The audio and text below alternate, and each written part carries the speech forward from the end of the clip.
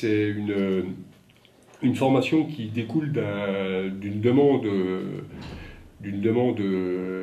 locale faite par tous les acteurs sociaux et économiques, c'est-à-dire qu'ils se retrouvent dans ce qu'on appelle des groupements locaux de formation et ils décident des besoins. Donc dans ces groupements, il y a la mission locale, il y a la préfecture, il y a Pôle emploi, il y a des acteurs économiques et qui vont faire remonter des besoins sur le territoire. Donc un besoin est remonté sur ouvriers de restauration du patrimoine. Par rapport au projet Grand Site Vézelay, par rapport à l'offre touristique et patrimoniale de la région, c'est-à-dire le quartier historique d'Avallon, beaucoup d'autres choses, il y a beaucoup de tailleurs de pierre dans le coin, et il y a aussi des entreprises du bâtiment qui travaillent beaucoup dans la restauration du patrimoine. Donc ce besoin est remonté, donc après une fois que le besoin remonte, les financeurs, donc les financeurs publics, qui sont le Conseil régional et Pôle emploi, font un appel d'offres.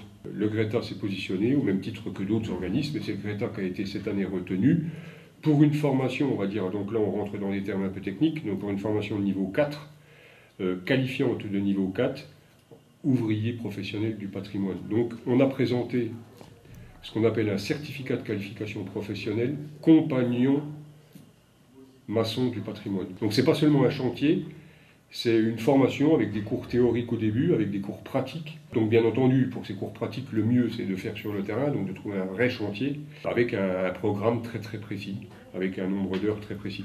Donc on est 3 partenaires, il y a ce qu'on appelle l'IFRB, donc c'est-à-dire que c'est la Fédération régionale du bâtiment, c'est-à-dire que c'est des professionnels du bâtiment qui font partie de la Fédération du bâtiment qui est installée à Dijon, avec Bruno Piron, et la Fondation du patrimoine. C'est-à-dire que mes partenaires, tous mes partenaires sont la Fondation du patrimoine, qui est quand même assez reconnue au niveau régional, et la Fédération du bâtiment.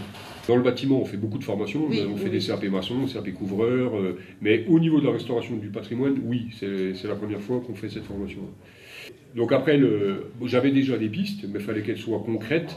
J'avais des accords de la communauté de communes de la Vallonnais avec Pascal Germain, avec d'autres communes, des accords comme ça. Si j'avais la formation, de pouvoir faire des chantiers qui me trouveraient des communes, qui me trouveraient des gens pour faire. Donc quand j'ai eu l'accord vraiment, je me suis penché sur des partenaires locaux, parce que ce qu'on voulait faire, j'avais aussi un chantier à Mont-Saint-Jean en Côte d'Or. Mais bon, la formation est pour des Avallonnais et c'est une offre avallonaise, autant faire des chantiers sur Avallon. Donc je me suis rapproché de la mairie.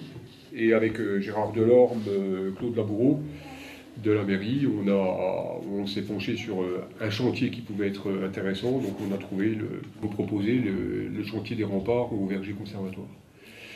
Et donc ça c'était une première piste. Et comme le programme est très très étayé, donc au niveau technique, il y a beaucoup de choses. Le chantier des remparts ne suffisait pas, donc je me suis aussi tourné vers Christian Guyot, qui est le maire de Saint-Père-sous-Vézelay, qui nous a accueillis aussi chaleureusement pour d'autres chantiers. Donc murs en pierre sèche et pose de pierre de lave notamment. Car bon, la formation, on ne va pas rentrer dans les détails techniques, mais bon, il y a des réalisations de murets en pierre sèche, il y a de la taille de pierre, il y a des enduits à chaud, il y a tout ce qui est enduit, le stuc, etc. C'est apprendre à rénover des vieux bâtiments avec les techniques anciennes. Voilà, en gros, c'est ça, c'est apprendre à rénover les vieux bâtiments avec les techniques anciennes. Cette formation, après, elle était ouverte à tous les demandeurs d'emploi, qui devaient être envoyés par les prescripteurs, c'est-à-dire les prescripteurs, il y en a 3, il y a Cap Emploi pour les travailleurs handicapés, il y a la mission locale pour les jeunes, et il y a Pôle emploi pour les demandeurs d'emploi plus de 26 ans, même moins de 26 ans aussi. Mais bon, il y a 3 prescripteurs, c'est eux qui nous envoient du monde, et à charge après, avec les prescripteurs, de faire le recrutement.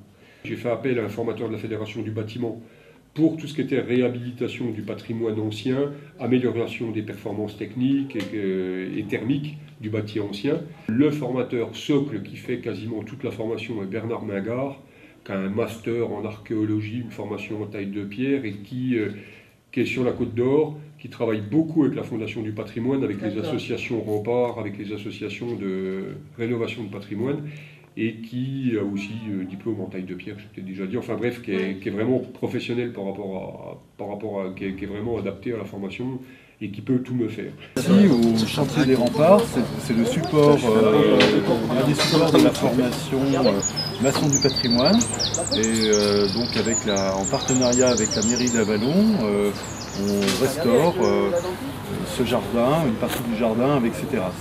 Donc ce chantier est On travaille sur ce chantier, sur plusieurs modules de la formation, de la taille de pierre, de la maçonnerie, du mur en pierre sèche. On va faire des enduits traditionnels à la chaux dans la petite maison du jardin. Et puis aussi béton de champ. La formation, c'est maçon du patrimoine. Donc on voit en 15 jours, 3 semaines, différentes techniques de la restauration du patrimoine. Ils apprennent au cours de la formation sur 5 mois, ils apprennent les différentes techniques. Alors moi je suis un intervenant extérieur pour le Greta, pour la formation. Je suis artisan et aussi diplômé en archi. Il y a une partie du groupe des stagiaires qui n'avaient pas encore connu cette technique. Il y a des gens qui sont, comme vous le dites, en reconversion, qui ont déjà un parcours et qui se reconvertissent vers la restauration du bâtiment. Alors, on a un calendrier très précis sur la formation avec des périodes, on va dire, théoriques. Par exemple, en taille de pierre, on fait une approche déjà sur la manipulation des outils, les différentes tailles, la géologie. Et après, on a eu un exercice en atelier, au lycée, voilà. Et après, donc, on a des applications sur le chantier, par exemple, les marches que vous voyez devant vous, de l'escalier, ont été réalisées en atelier. Lionel. Nicolas. Jonathan. Jonathan 1. Jonathan 1. Jonathan 2. En fait, j'ai reçu une convocation de Pôle emploi. Et en fait, j'ai vu que ça m'intéressait parce qu'il y avait de la taille de pierre en plus, un peu plus de chaud par rapport à ce que moi je savais faire. Parce que ça fait déjà 10 ans que je suis dans le bâtiment, donc je veux juste mettre des compétences en plus sur mon CV, quoi. Le niveau travail du bâtiment, je connais un peu. Les enduits, je connais aussi. Et puis là, ce qui m'intéressait, c'était la taille de pierre. Projet professionnel, je sais pas, mais en complément, ouais. Ça aide beaucoup au niveau des entreprises, par contre. Ça fait 6 ans que je suis dans la maçonnerie. C'est pour découvrir une nouvelle façon de maçonnerie parce que c'est les anciennes méthodes et tout. Enfin voilà, quoi, c'est quelque chose d'intéressant. Avant, dans l'ancien, les maçons, ils faisaient leur taille de pierre, je pense. Moi j'étais ouvrier multi-polyvalent, on va dire, dans la vie de tous les jours. Et donc pour moi c'est une grosse découverte parce que déjà c'est quelque chose qui m'intéresse, que je ne connaissais pas. On a un excellent professeur. On apprend plein de choses, on apprend à monter des murs en pierre sèche, à faire de la maçonnerie, enfin plein de bonnes choses, quoi. Il y a plein de bonnes choses qui sont très enrichissantes. Et je pense que ça pourra me servir à l'avenir.